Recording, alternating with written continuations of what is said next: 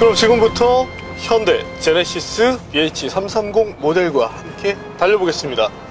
안전장치인 VDC는 잠시 해제를 시킬 것이고요. 매뉴얼 모드를 사용하겠습니다. 네, 엔진 사운드나 이런 부분에 대해서는 그래도 만족스럽다라는 생각이 듭니다. 아주 부드럽게 잘 뻗어주는 느낌이 있고요. 지금 앞서서 주행에 앞서 그 VDC를 해제했다고 말씀을 드렸지만 코너를 돌아나가면서 계속적으로 개입을 해주는 것을 볼 수 있습니다. 특히 탈출 시기에 계속적으로 개입을 해주기 때문에 어떤 그 후륜구동의 특성을 느끼기는 좀 어렵다는 생각이 드네요.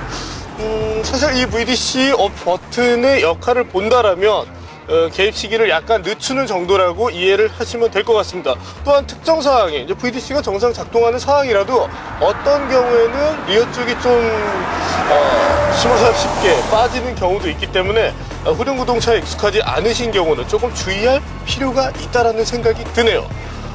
네, 3.3L 엔진, 일단 출력이 260마력을 상회하는 만큼 주행 성능 부분에서 분명 만족스러움을 보여주고 있습니다. 특히 고속도로 등에서 직선 구간을 달릴 때는 그랜저 3.3보다 더 다이나믹한 그런 느낌을 전해주기도 하는데요. 물론 거기에는 6단 미션의 영향도 클 것입니다. 사실 아이신 미션이 들어가 있죠. 3.3, 3.8 모델은 아이신 미션이 들어가고 국내에 지금 현재 나와 있지는 않지만 타오 엔진이 올라가는 4.6L 사양에는 GF제 미션이 들어갑니다. 근데 사실 GF제 미션이 좀 더 고급이죠. 네, 지금처럼 이렇게 코너를 돌 때 그 어떤 핸들링이나 이런 특성을 봤을 때 아주 그 후륜 특유의 그런 매끈한 느낌을 확실히 전한다는 느낌을 받지 못합니다. 사실 뭐 이런 핸들링 감각에 있어서는 그렇게 현재 지금 국산 그 전륜구동 세단과 비교해서 크게 이렇게 우위에 선다라는 느낌은 전해주지 않네요. 그 서스펜션의 느낌을 보면 저속 구간에서는 약간 그 단단한 느낌이 있는데 의외로 급한 코너 등에서 크게 차의 하중이 어떤 한쪽의 하중이 가해질 때는 의외로 좀 롤을 많이 허용해주는 그런 느낌이 있습니다. 그래서 그 현대가 얘기해주는 그 다이나믹이라는 것을 과연 좀 어디서 찾아야 되는가? 네, 직선 구간을 달릴 때 외에는 그다지 뭐 찾을 수 있는 것이 마땅치 않은 것 같네요.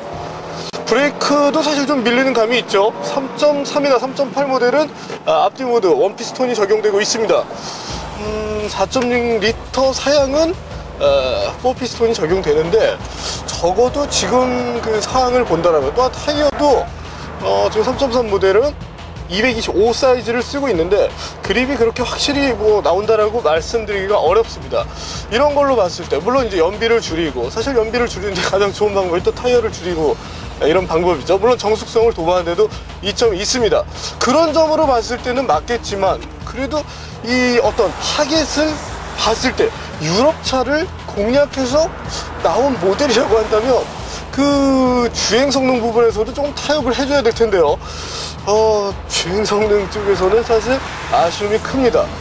네, 거기다 개인적인 불만을 조금 말씀을 드린다면 고속주행 부분에서의 아쉬움인데요. 지금 차가 에어 서스펜션이 적용되지 않았기 때문일 수도 있지만 그 고속의 특정 영역을 넘는 그 시점부터 상당히 불안해지는 그런 문제가 있었던 것은 분명한 아쉬움입니다.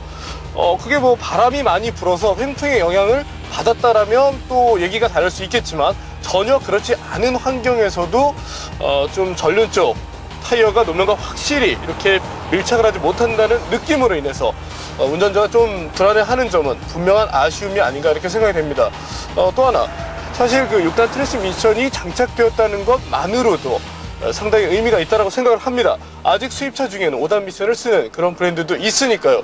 하지만 이 수동 모드라는 것을 만들어 놓고 실제로 출력, 최고 출력이 나오는 시점에 근접하기 전에 이미 변속을 자동으로 시켜버린다는 문제가 있는 점은 분명히 아쉬운 내용입니다. 또한 D레인지에 있는 상태에서 그 최근 트랜스미션을 보면 상황에 맞춰서 적절한 변속을 해주는 경우가 있는데요. 하지만 지금 이 현재 미션을 보면 통상적인 그 자동 변속기와 변속 로직이 그다지 이렇게 다르지 않습니다. 네, 이런 점도 좀 아쉬움이네요. 주행 성능 부분으로 봤을 때 고급차이기 때문에 후륜 구동을 택했다. 글쎄요, 그 후륜 구동차를 타면서 거기에 대해서 운전자들이 바라는 사항이 있을 것입니다. 단지 뒷바퀴만 굴러간다고 해서 어떤 그 의미가 크게 올라간다라는 생각은 들지 않기 때문이죠.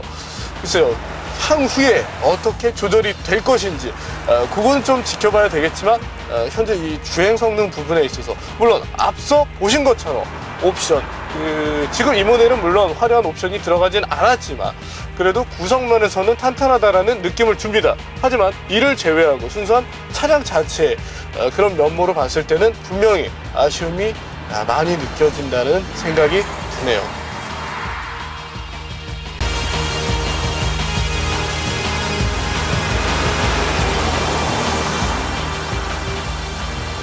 네, 현대 제네시스 직접 시승을 해보고 나니까 주행 성능 부분에서 분명히 아쉬움이 컸습니다. 해외 경쟁 모델들의 경우는 단순히 고급화만 추구하는 것이 아니라 주행 성능 부분에서도 어느 정도 타협을 해내고 있습니다. 차의 기본기에 충실하다는 얘기가 되겠죠. 사실 고급화된 장비를 넣어놓고 고급차다라고 얘기하는 것은 그리 어려운 일이 아닙니다. 그럼에도 불구하고 제네시스에 대해서 저는 긍정적으로 평가를 한다고 말씀을 드리고 싶습니다. 언제나 시작이 있어야 발전이 있기 때문이죠. 그 시작이라는 점에서 제네시스는 분명히 의미가 있습니다. 네, 오늘은 현대 제네시스를 만나봤습니다.